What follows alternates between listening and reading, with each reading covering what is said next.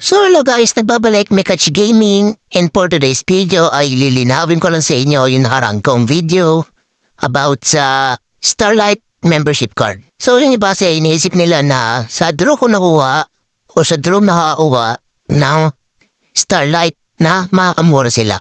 So pwede nga naman doon. Pero paano kung namatapos na yung event ng Starlight draw? Paano kung na-reach nyo na yung limit ng Starlight draw? So, saan kayo kukuha ng panibagong Starlight sa murang halaga? So, dito papasok yung tips ko. So, meron akong dalawang ituturo. Yung una is yung biglaang recharge. And sa pangalawa ay yung nakagay sa unang picture na 100 pesos per week. So, unahin muna natin yung isa. So, bago nga pala ituro sa inyo yun, may nag-comment nga pala sa isang video na per week ay makakakuha lang kayo ng 220 diamonds sa isang weekly pass. So, tama nga naman. Pero, kung dadamihan niya yung pagbili niyo ng weekly pass, for example, bumili kayo ng 2-3 weekly pass, may additional diamonds kayo makukuha. Pero sige, ngayong video na ito ay pagbabasihan natin yung sinabi na ng isang nag-comment na 220 per week. So, kahit 4 na weekly pass ang bilhin natin, ikaw considered natin na 220 diamonds per week. So, sobrang baba na nun. So, sa unang tips, kung meron ba yung budget na 400 pesos, ito ang gawin nyo. First step is pumunta kayo sa mga website or sa weekly diamond pass dito, pumili kayo ng 4 na weekly diamond pass. So, nakakahalaga lang yun ng 400 or kung magdidikos kayo ay wala pa sa 400 pesos. So, step 2, punta kayo sa email nyo at nakiklaim nyo kaagad yung 400 diamonds. So, pwede nyo kaagad ibili na may Starlight membership card. So, explain ko sa inyo yung rewards sa weekly diamond pass.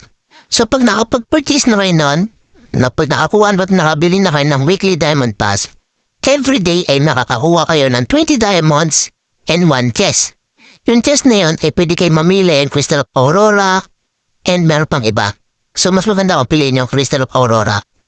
So, yun, meron na tayong 400 diamonds na nakuha. And, yung 4 weekly diamond pass, katumbas nun ay 4 weeks. So, maghihintay tayo ng 4 weeks at araw-araw kayo maglalagin para i-claim ang 20 diamonds per day.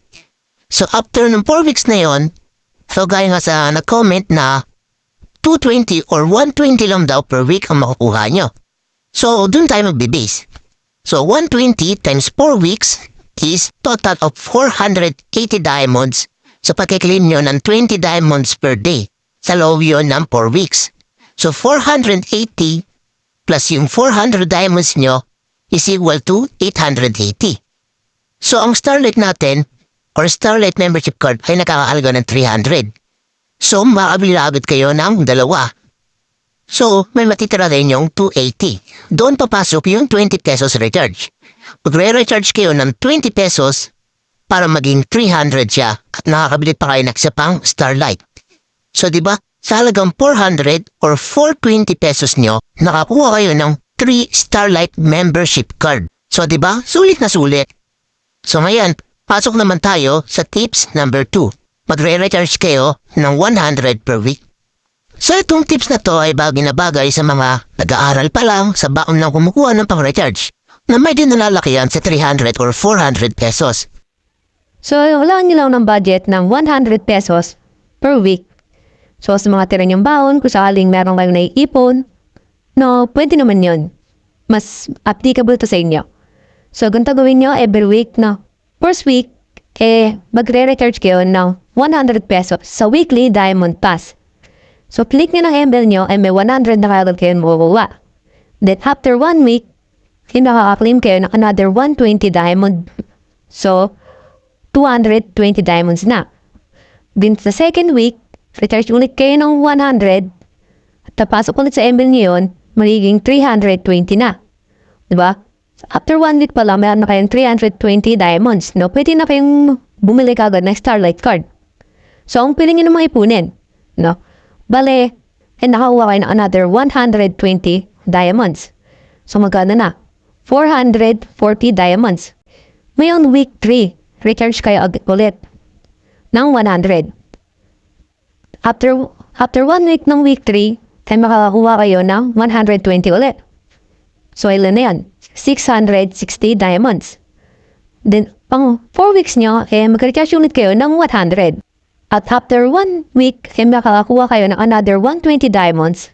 At lahat-lahat ng diamonds nyo sa loob ng isang buwan ay maabot ng 880 diamonds. So, recharge na lang kayo kahit mga 20 diamonds para maabot sa 900 diamonds. At makakabili kayo ng 3. So, yun naman tips ko guys. Sana nakatulong sa inyo.